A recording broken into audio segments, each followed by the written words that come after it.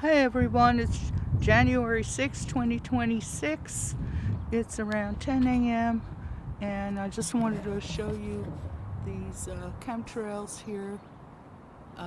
Ongoing, feathered out, nanode. I'm caching it now because they filter out into that. You see, that filters out into that. It's all artificial chemicals. And it's not fun here. And there's active spraying there. You can see the line. Double spray means there's an orb. And let's see if we get some laser telescopes here. This has been ongoing for, I found out about it in 2014.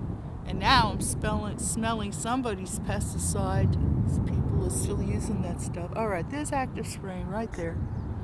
I'm wearing welding goggles because they're lasering the sun here. Let's see if we can catch some lasers. Let's see if I point it upwards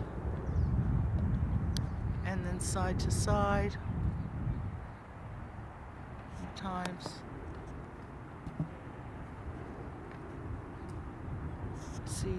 See what I get later.